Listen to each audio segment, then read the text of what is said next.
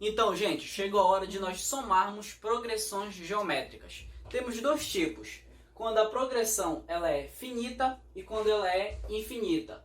Quando ela é finita, ou seja, ela tem um início e tem um fim. O que nós fazemos? Nós temos que utilizar essa fórmula bem aqui, ó. Sn, a soma de n termos, é igual ao primeiro termo multiplicado pela razão elevada ao número de termos, ou a posição daquele termo, menos 1, dividido pela razão menos 1. É uma fórmula bem estranha da gente gravar, né? Mas é necessário. Vamos lá, o exemplo. A soma dos 6 primeiros termos da PG. Então nós temos a PG 2, 4, 8 e vai crescendo, tá bom? Primeiro passo, quando você vê uma PG, identifica primeiro e segundo termo. Então, primeiro termo é o 2 e a nossa razão, 4 menos 4 dividido por 2 dá 2. Primeiro termo é 2 e a razão é 2. Essa sequência é só para ilustrar como é que a gente vai aplicar essa fórmula. Então, a gente não quer somar os 6 primeiros termos, você poderia fazer. Primeiro, aqui tem 3 termos. Para você descobrir os outros termos, é só pegar esse cara aqui e ir multiplicando pela razão. Então, 8 vezes 2, 16, 32, 64. Depois você vai ter os 6 termos e somar. Mas percebe que isso vai dar um trabalho? Utilizando a fórmula, nós chegamos no resultado bem mais rápido. Então, bora utilizar a fórmula. Então, ó, S, como aqui é N, N é o número de termos. Como são 6, então é S6 igual, primeiro termo, 2, multiplicado pela razão, que é 2 também, elevado a N. O N é 6, porque são 6 termos. Menos 1, entre parênteses. Isso tem que ser dividido, ó, razão menos 1. Só que a razão é quanto? 2 menos 1 dá 1. E todo número dividido por 1 vai dar o próprio número. Então, não preciso colocar aqui embaixo. Nesse caso aqui, quando a razão é 2, tudo bem? Continuando. Então, S6, a soma dos 6 primeiros números, vai ser igual a 2 vezes 2 elevado a 6. Nós vimos que no exemplo anterior deu 64. 64 menos 1, 63. Então, a soma dos 6 primeiros termos, 2 vezes 3, 6, 2 vezes 6, 12. Então, a soma dos 6 primeiros termos dessa PG, 126.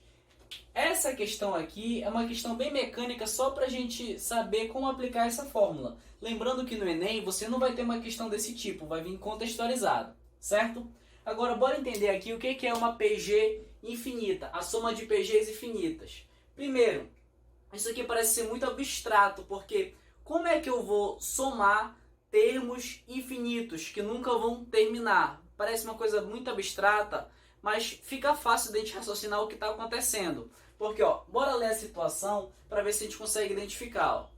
A soma das áreas dos quadrados é... Então, ele quer saber a soma das áreas desses quadrados aqui, certo? Então, ó, como é que a gente calcula a área de quadrado? Multiplica base pela altura. Então, 4 vezes 4 é quanto? 16. 2 vezes 2, 4. 1 vezes 1, 1. E continua. Porque o quadrado aqui vai continuando. Ele quer saber a soma de todas essas áreas aqui. Você percebe que a área está diminuindo, ó. Cada vez mais o valor dela vai diminuindo. Então, quando a gente somar todos esses valores, o último valor lá do final, isso daqui, ó, vai tendendo a zero. Então, significa que a gente consegue somar todos, porque isso aqui não vai ser um número que vai explodir. Vai ser um número pequeno, porque a gente vai conseguir somar todos eles, porque vai tendendo a zero. Como é que a gente faz essa soma? Vai ser igual ao primeiro termo dividido por 1 menos a razão. É só isso. E aqui tem uma particularidade. A razão tem que ser maior que menos 1 e menor que 1. Se não tiver entre esses intervalos aqui, nós não podemos fazer soma da PG infinita. Tá bom? Então, bora analisar aqui. Novamente, quem é o nosso primeiro termo? Nosso primeiro termo, 16. Quem é a nossa razão? Pega, ó, 1 dividido para 4, 1/4. Você percebe que 1/4 está dentro desse intervalo. Joga aqui na fórmula que você encontra a soma de todas essas áreas desses quadrados aqui. Então, olha lá. A soma vai ser igual a 1, que é 16, dividido por 1 menos a razão, que é 1/4. 1/4. Continuando. É igual. Você aprendeu a resolver isso daqui. Como é que a gente pode fazer? Você pode colocar um 1 aqui embaixo, tirar MMC entre 4 e 1 e resolver. Só que isso vai dar trabalho, né? Eu já ensinei para vocês que a gente pode fazer dessa forma. Vou colocar aqui, ó, 16. O que a gente pode fazer? Esse 4 que está bem aqui, ele vem direto para o denominador daqui. O que a gente vai fazer?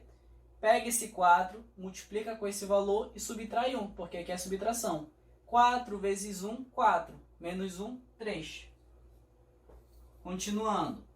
S é igual. Isso aqui é divisão de frações. Repete a primeira e multiplica pelo inverso da segunda. O inverso de 3/4 é 4/3. Então, S é igual. 4 vezes 6, 24. Fica o 4, sobe o 2. 4 vezes 1, 4. Com mais 2, 6/3. Então, se eu somar todas as áreas desses quadrados aqui, eu vou ter no final o valor de 64/3. Só lembrando de um detalhe bem importante aqui, ó. A área dos quadrados aqui está tendendo para zero, mas ela nunca vai ser zero. Então, esse valor aqui é apenas uma aproximação da soma dessas áreas aqui, tá bom? Espero que tenha ajudado vocês e até a próxima!